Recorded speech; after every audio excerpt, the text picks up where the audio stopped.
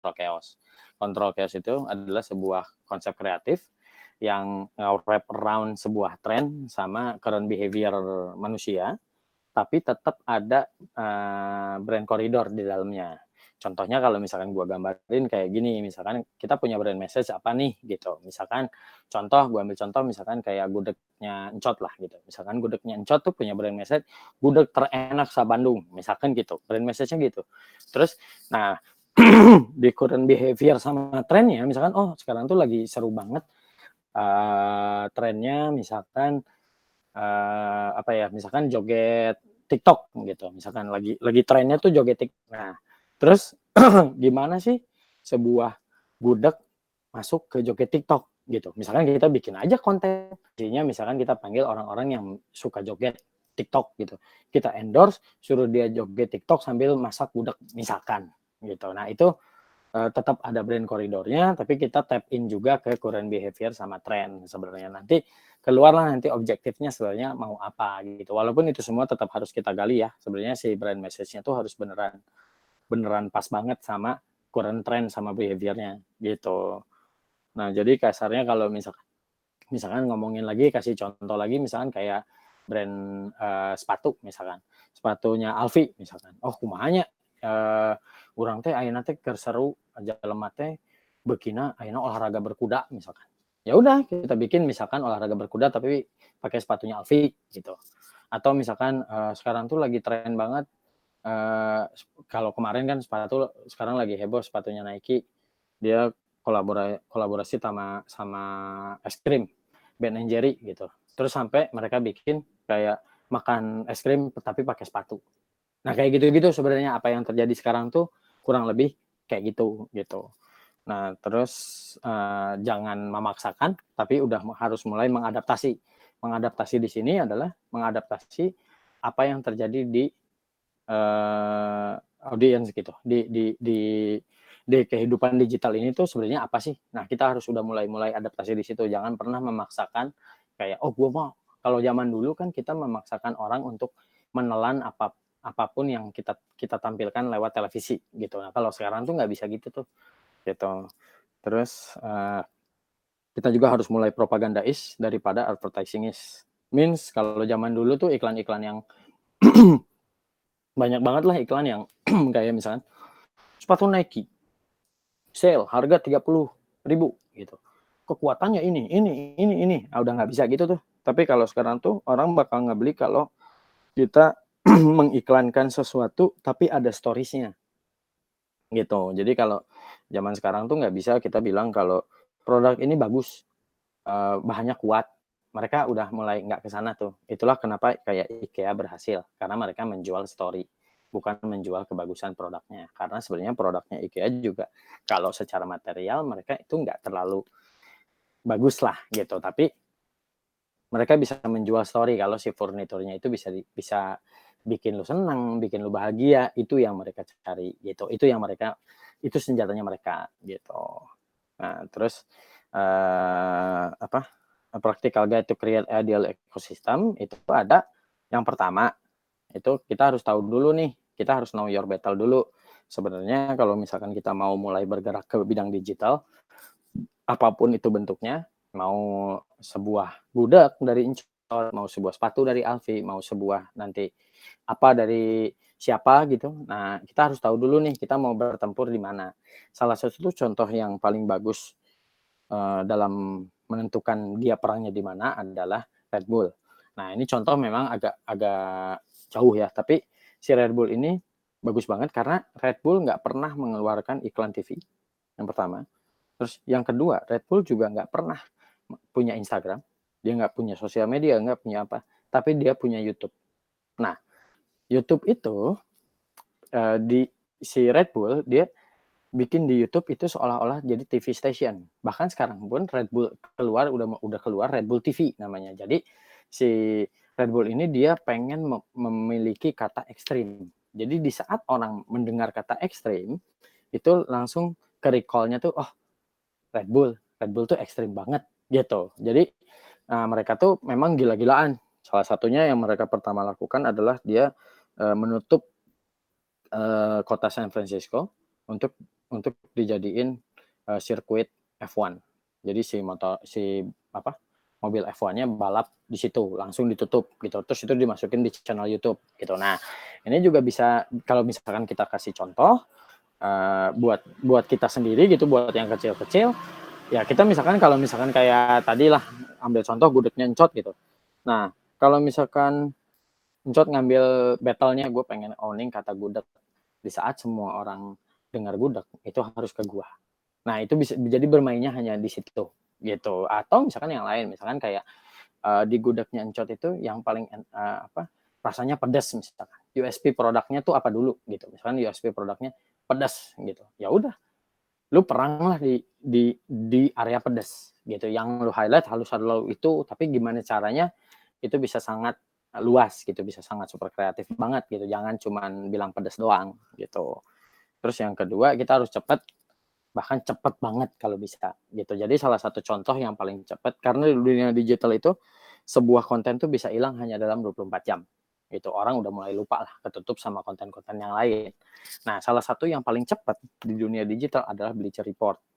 Nah, Bleacher Report itu salah satu portal news untuk sport gitu. Jadi di sini tuh dia cepatnya Allahu Akbar sih dia mah. Sampai kayak misalkan nih kita lagi nonton basket gitu. Lagi nonton basket di tengah halftime, misalkan si LeBron James udah mencetak 35 poin gitu. Halftime-nya baru selesai, si posternya udah keluar di Instagram. LeBron James 35 poin. Udah langsung gitu. Nah, itu memang harus secepat itu gitu. Kalau di dunia digital tuh nggak bisa tuh kita nunggu-nunggu kayak kalau zaman dulu mah kita bisa bikin kayak orang kudu bikin pamflet seminggu gitu. Itu bisa hanya ya nama. Komo di digital gitu. Itu bisa nggak bisa mah saacan kerek ngomong kudu geus beres. Jadi emang harus cepat banget gitu.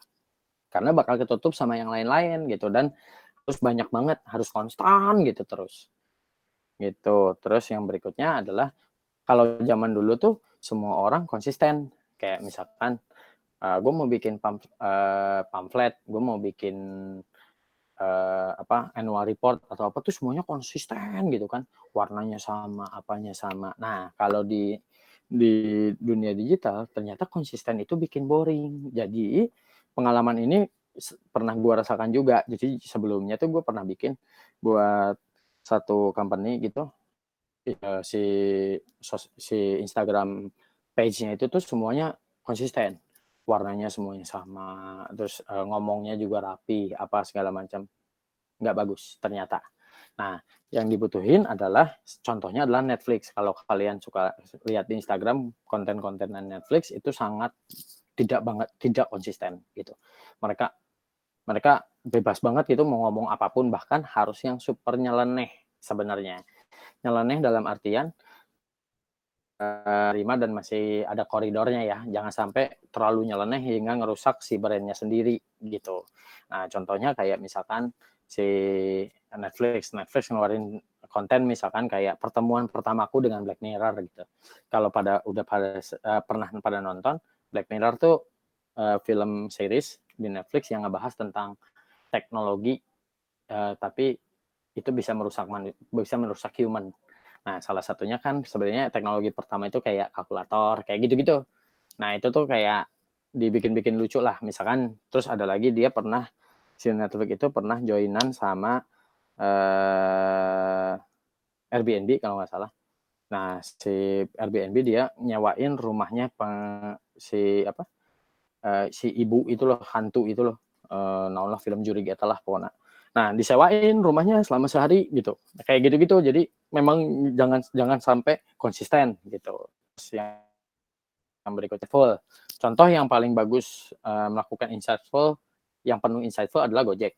Gojek pertama kali dia pernah ngeluarin satu karangan bunga nih.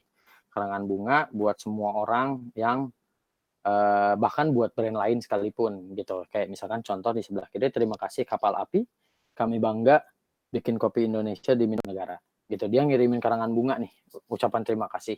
Atau misalkan ke orang, ke brand gitu, bisa aja. Kayak misalkan nih kayak gudegnya Encot misalkan, ada orang pelanggan nih, pelanggannya tuh udah sampai hampir tiap hari lu kirimin bunga gitu. Kayak misalkan terima kasih udah jadi pelanggan setia misalkan kayak gitu-gitu, terus nanti itu diliput sama media, sama sosial media apa segala macam gitu. Terus contoh lagi ada di saat kemarin siapa namanya, Rizky Giga tuh tiba-tiba dia lagi di New York gitu, terus tiba-tiba dia kangen sama makanan Indonesia, terus dia nge-tweet, wah gua kangen nih sama makanan Indonesia. Tweet itu dibales sama Gojek gitu. Pesan aja di Gojek, ntar pasti nyampe.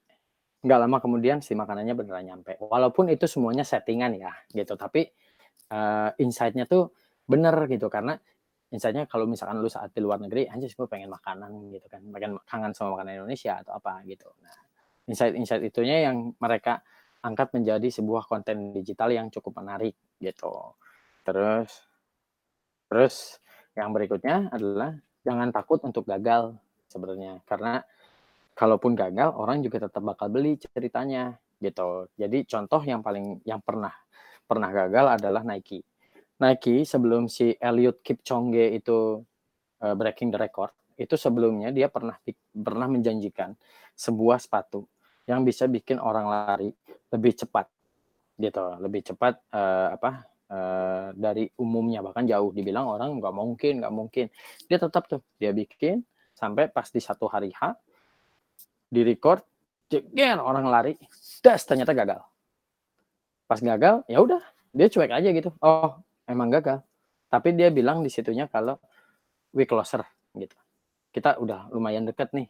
Sampai akhirnya itu berhasil dipecahkan sama si Elliot dengan sepatu Nike-nya gitu. Jadi nggak apa-apa, bahkan zaman sekarang tuh gagal itu biasa aja gitu, kayak oh gagal tapi lu bisa ambil hikmahnya dari gagal-gagalan itu dan lu ceritain ke audiens juga gitu. Jadi audiens tuh kayak ngerasa wah anjing lu tetap berusaha, kayak gitu-gitulah sebenarnya. Terus habis itu kita juga jangan lupa harus kolaborasi. Nah, kolaborasi itu menjadi sangat salah satu faktor yang sangat penting. Yang paling sering banget kolaborasi sebenarnya si Sampurna nih. Sampurna tuh sering banget dia kolaborasi sama siapapun, bahkan sama salah satu contoh di sini sama Menjadi Manusia. Menjadi Manusia tuh sebenarnya waktu itu pas lagi collab sama Sampurna itu belum semenarik sekarang, belum serame sekarang lah followersnya gitu. Jadi dia nggak takut nih kolaborasi sama si Menjadi Manusia yang kasarnya followernya waktu itu hanya cuma 5.000, 10.000, nggak apa-apa.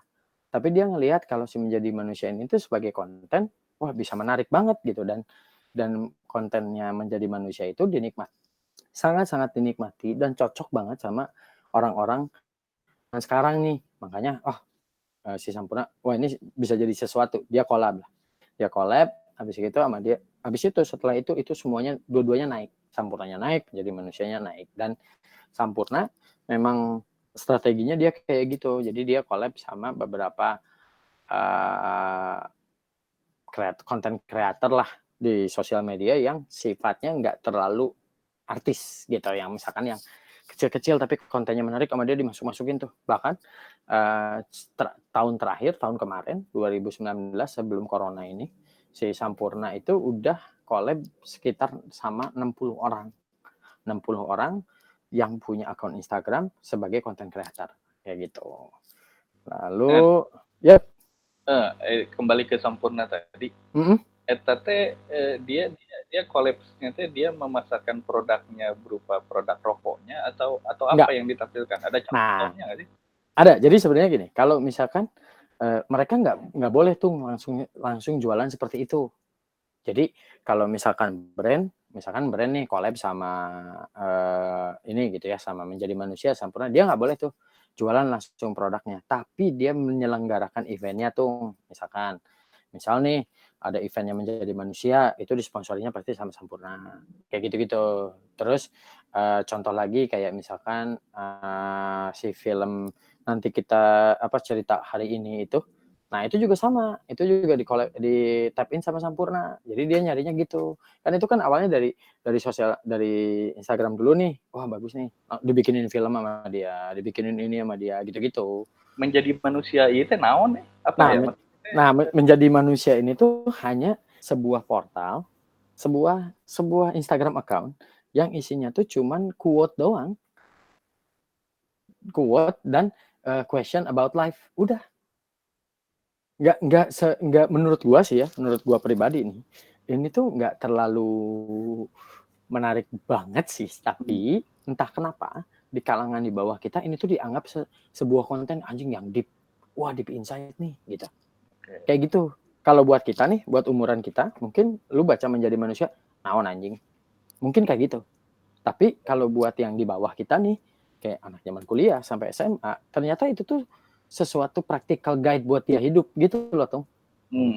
Kayak gitu sebenarnya. Mungkin kalau buat kita mah karena kita udah mengalami banyak hal, jadi ngerasa ini mah kita udah pernah nih gitu, mungkin kayak gitu ya, gitu sih sebenarnya.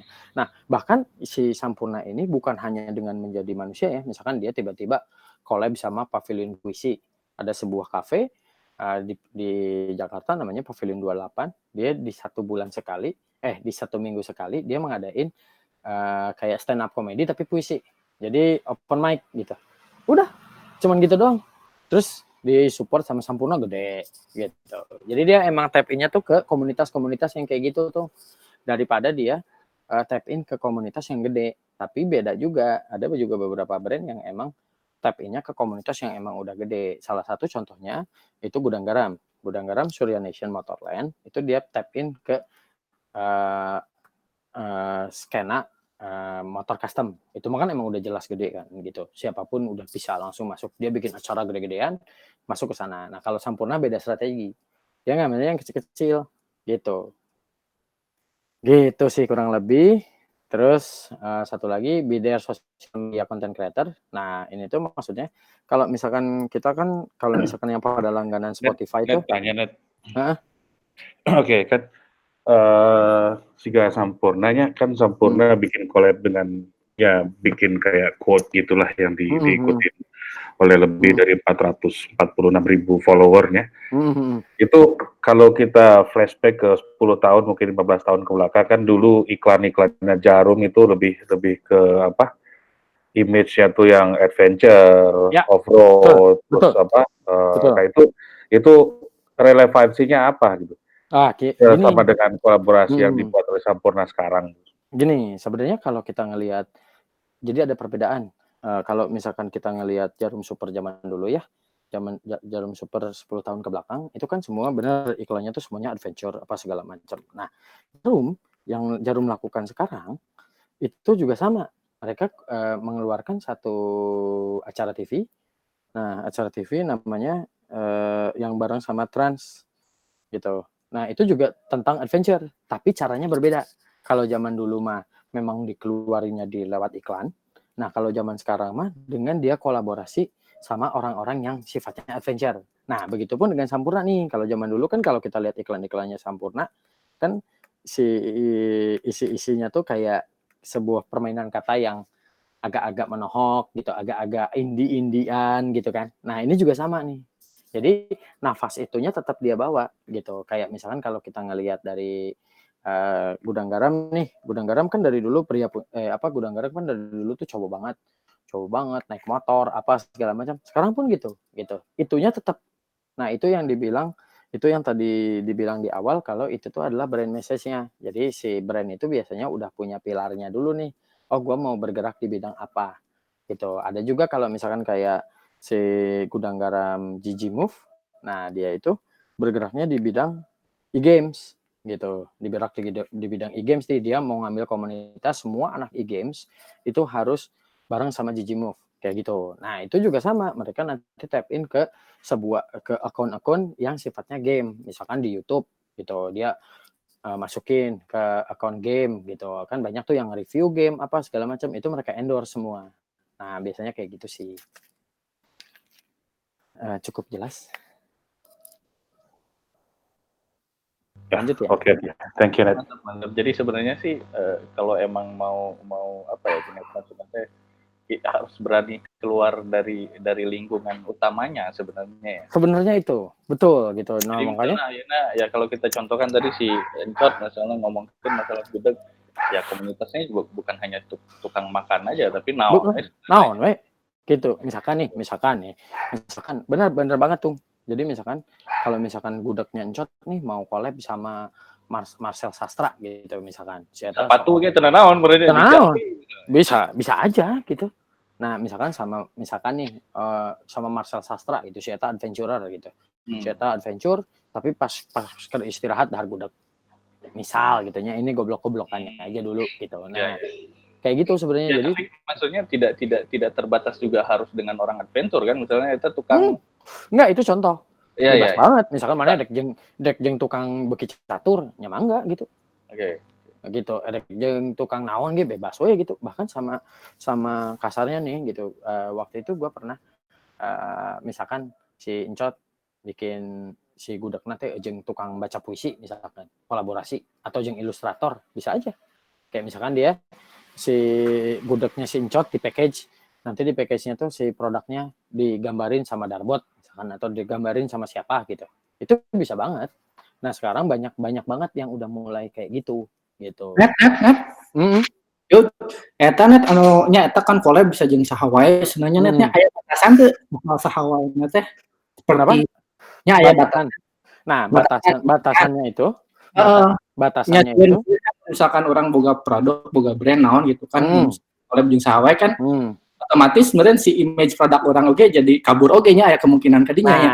Betul. Jadi makanya dari awal makanya dari awal nih si Maneh harus punya dulu brand message-nya apa. Jadi nanti bakal keluar tuh kira-kira kolaborasinya sama yang kayak gimana gitu. Jadi misalkan nih Maneh bergeraknya anggaplah produk Maneh si jersey gitu ya. Jersey Maneh tuh punya image-nya orangnya tuh harus yang wise misalkan. Terus kudu ganteng, kudu gagah, temenang anu melambai. Oh, Maneh tayanganna anu berhubungan dengan eta. Jadi yang berhubungan dengan yang nge-represent brand message Maneh gitu, tapi secara dia profesinya apa itu bisa sangat luas gitu. Jadi contohnya misalkan namun balik lagi ke jersey Maneh, misalkan jersey-nya jersey sepeda gitu. Nah, orang yang main sepeda kan di balik dia main sepeda kan bisa jadi macam-macam tuh. Misalkan yang satu si eta mah ilustrator, tukang ngagambar. Oh, nya geus, Maneh kolaborasi jeung si eta gitu. Terus tapi dia udah nge-represent brand message Maneh gitu. Terus nanti kalau misalkan orang hayangna joinan jeung jelema anu koleksi sepatu loba, ya udah gitu. Bisa aja gitu. Yang cuma di seragaman kan ngagoes oge teh beca enggak seragaman. Nah, itu juga bisa gitu. Nah, itu juga bisa. Itu salah satu bentuk kolaborasi yang menurut gua luas. Misalkan kayak anjing tukang beca ku aing di seragaman. Oke gitu. Tapi balik lagi penentuan lu mau kolaborasi sama siapa itu harus lu tarik balik dulu nih. Gua tuh mau ngeluarin brand message seperti apa gitu. Jangan sampai nanti gara-gara asal kolaborasi jadinya brand message-nya nggak nyampe. Gitu aja sih sebenarnya mah. Nah, gitu. Lanjut ya. Yuk. Nah, lanjut terus.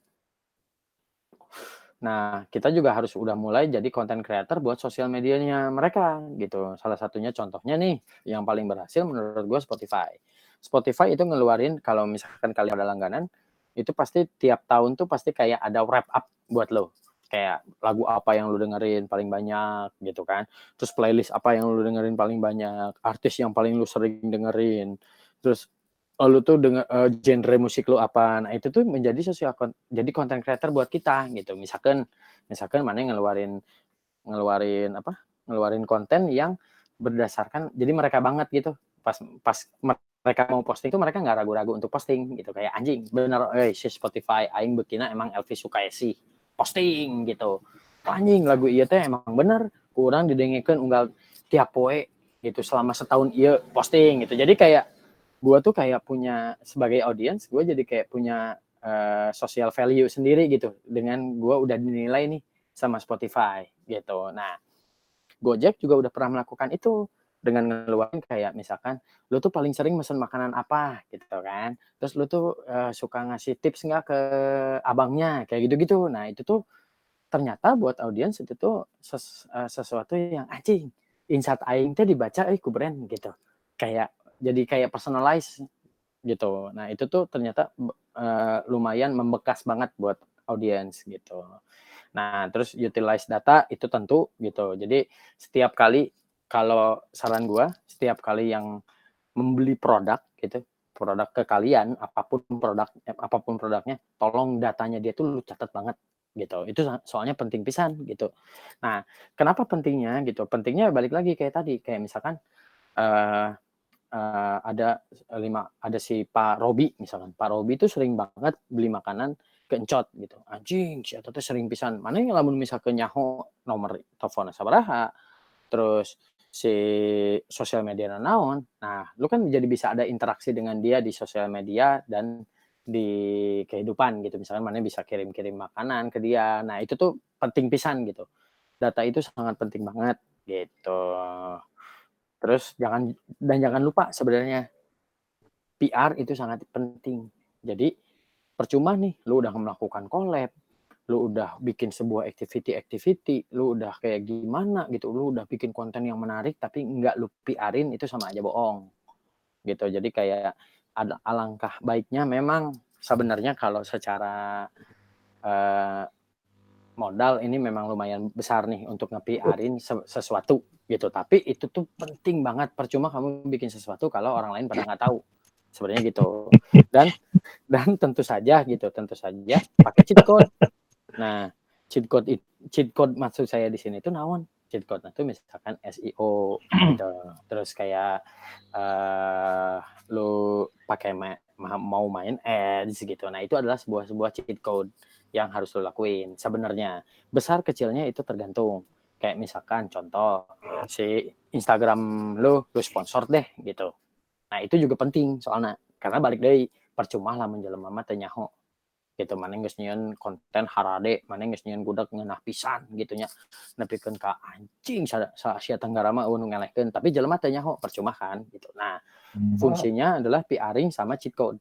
Cheat code ini nanti kalau misalkan emang mau lanjut, ini beda deh nih sesinya karena si penentuan lu menggunakan cheat code apa di dunia digital itu lumayan strateginya beda banget dan itu lumayan lebih kompleks lah gitu.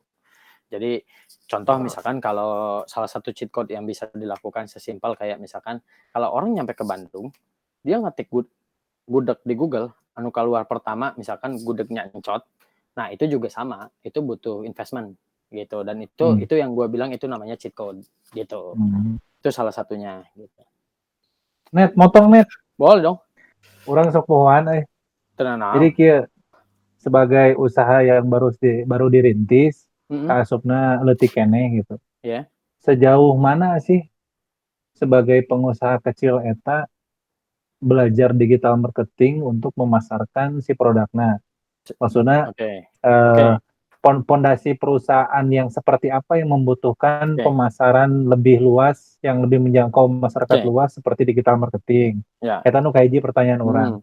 Terus untuk nusa model usaha nu leutik keneh siga urang ieu, si media apa yang paling cocok untuk membantu memasarkan produk urang?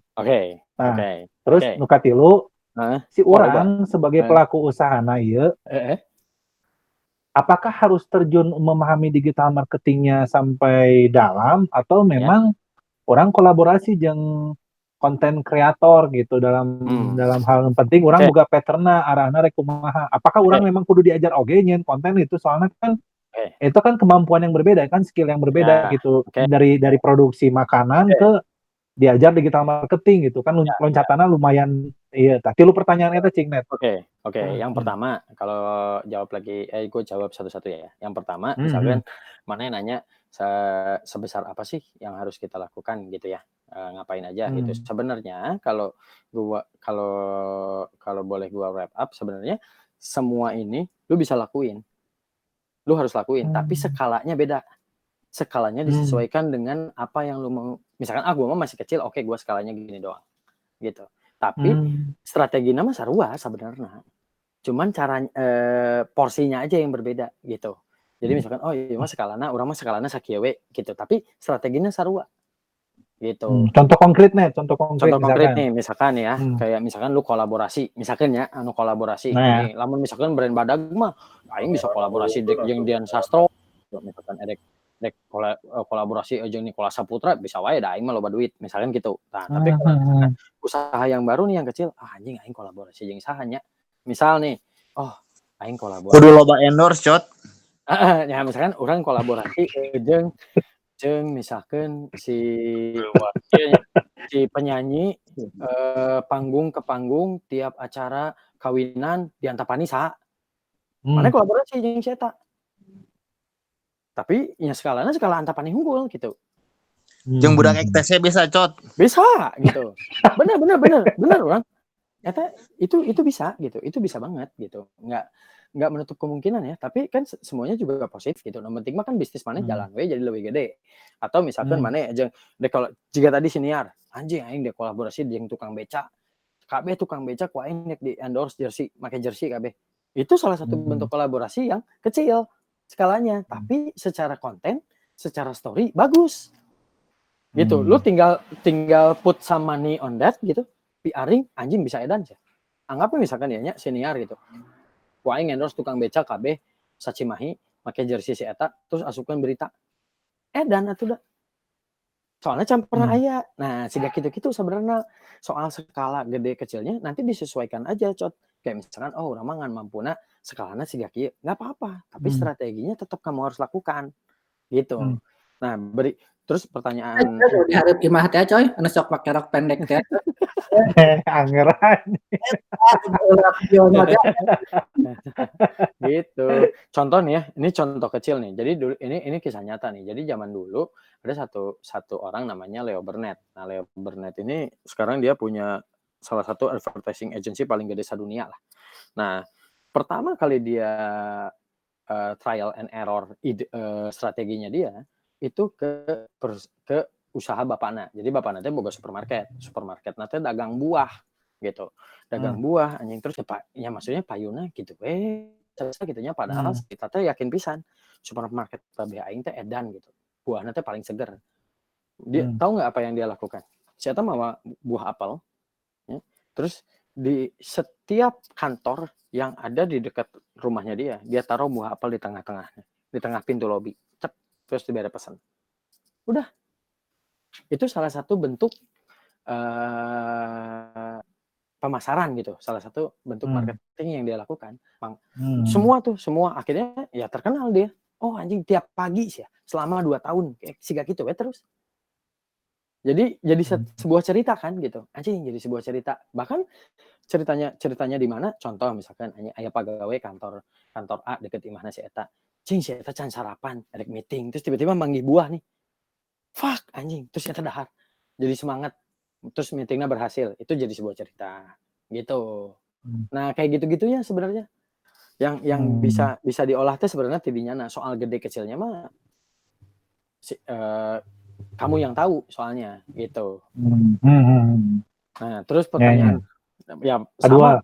No, pertanyaan kedua si aing poho Urangnya pohoan soalnya. Oh. Jadi mana teh kudu diajar atau henteu gitu kan?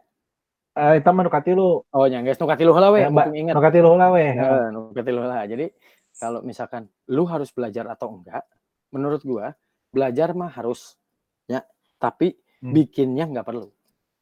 Kenapa belajarnya harus? Jadi mana nyaho. Oh aing si lamun di dunia digital teh dek memasarkan teh jiga kieu. Step-stepnya aja yang kamu tahu. Soal kamu bikin kontennya, soal nanti isi kontennya jiga kumaha. Lebih baik jangan maneh. Gitu. Maneh harus cari orang yang memang kebiasaannya memang ya kasarnya kalau di dunia digital ini tuh ada yang namanya social media manager namanya. Nah, si eta nanti kumaneh hire buat di nge-promosiin si brand mana iya gitu. Berarti memang ada tim khususnya. Enggak tim terpisah lah istilahnya. Nah, ada orang-orang terpisah lah. Sebenarnya kalau gua bilang tim kan means profesional. Sebenarnya nggak perlu profesional juga. Gitu. Kalau zaman sekarang mah kan lu ngelihat juga anak-anak SMA, anak-anak SMP, anak-anak yang baru kuliah tuh mereka eager gitu untuk bikin konten. Naon contoh misalkan juga si Bang Ijal TV gitu ya. Nah, si eta kan cuman anak kuliahan di komplek gitu tapi boga ide we lucu-lucuan. Ya, kayak gitu-gitu aja menurut gua. Skalanya nggak perlu profesional dulu gitu, tapi at least maneh tahu apa yang mau lu lakuin. Tapi kan pada prakteknya perlu kontinuitas net yang maintain si kontenna. Namun orang ngelepas kepada seseorang eta ya itu ganti-ganti orang itu mungkin nggak sih dengan visi orang gitu mungkin wae. Mungkin karena maneh bikin brand pillar nanti. Jadi awalnya tuh pas lu mau dikeluarin lu bikin brand pillar nih misalkan dalam 1 minggu lu mau ada 5 konten misalkan ya. Misalkan aya 5 konten ya, 5 konten di sosial media gitu, di Instagram. Nah 5 konten ieu maneh hayang aya pilarna, misalkan pilar pertama pendidikan, oke? Misalkan education, pilar pertama itu keluarnya di hari Senin. Maneh ngeluarin konten nanti kontennya tuh isinya cara bikin gudeg gitu. Jadi buat nge-educate orang gitu. Nya. Itu yang pertama. Terus nanti di hari Selasa maneh pengennya ada engagement gitu. Misalnya engagement means di sini gua pengen bikin kuis-kuisan. Udah, lu bikin kuis di hari pertama, di hari Selasa. Maneh nyeun kuis misalkan nyeun kuisna jiga tebak gambar misalkan gitu ya, atau misalkan bikin cari jalan keluar gitu, bikin kayak maze terus orang cari jalan keluar, ada gratis gudeg di maneh. Ya. Jika gitu. Paham. Nah, nanti di hari ketiga lu bikin pilar apalagi, misalkan pilarnya sporty gitu. Terus ngebahas tentang kayak atau misalkan healthy gitu. Terus lu nanti di sana ngebahas gudeg itu tuh sesehat apa sih? Cara bikin gudeg yang sehat itu kayak gimana? Gitu nanti dihubung-hubungin. Nah, lu harus bikin brand pilarnya dulu. Nah, nanti brand pilar itu yang bakal dikemas menjadi sebuah konten sama social media manager gitu. Ya. Ya, jadi orang ngirim kunci-kuncina hungkul nya.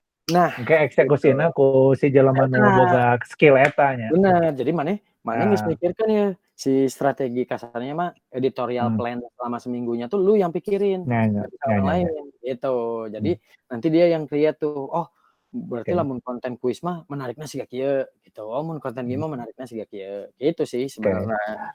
Dan iya jawaban nu katilu ieu mengacu ke pertanyaan kedua. Nah, si media apa yang paling cocok sebetulnya bagi produk kuliner yang skalanya masih kecil siga urang? Gitu. Skala yang masih kecil buat sebenarnya ini mau skalanya masih kecil atau skalanya masih gede teu ngaruh. Karena sekarang semua media di mana orang banyak lihat semuanya gratis. Gitu. Maksudnya Jadi kumaha? kan sekarang mah kayak misalkan IG, Facebook, YouTube, kabeh kan gratis. Jadi udah nggak ada batasan. Kalau zaman dulu mah nggak bisa. Kayak zaman dulu misalkan usaha-usaha kecil nggak bisa bikin iklan TV, mahal. Kan aing mah nyeun pamflet ge uyuhan gitu kan. Zaman dulu mah kayak gitu. Sekarang semuanya gratis, Cot. Jadi kan tapi dari sisi ketersediaan medianya, artinya ieu nu gratis fasilitasna geus loba. Tapi mun dari segi efektivitasna maksudnya tepat sasaranna pemakaian kan mencapai tujuan teh kan ada yang caranya benar dan isinya tepat gitu. Tah isina geus alus tepat. Si carana ieu make naon ieu si kendaraanna channelna teh make naon ieu? Sebenarnya paling jos teh gitu. Ya sebenarnya kalau misalkan jadi sebenarnya tiap sosial media itu tuh ada role-nya. Nah, nanti sebenarnya di bawah itu nanti gue jelasin role-nya tuh apa. Gitu. Di bawah ini tuh nanti ada. Nanti sekalian ya, jawabnya sekalian di situ ya. Siap. Nah, jadi tuh pas pisan kan langsung. Aing geus membaca mana bakal ngajawab pertanyaan eta. Jadi orang geus siapkeun. Nah,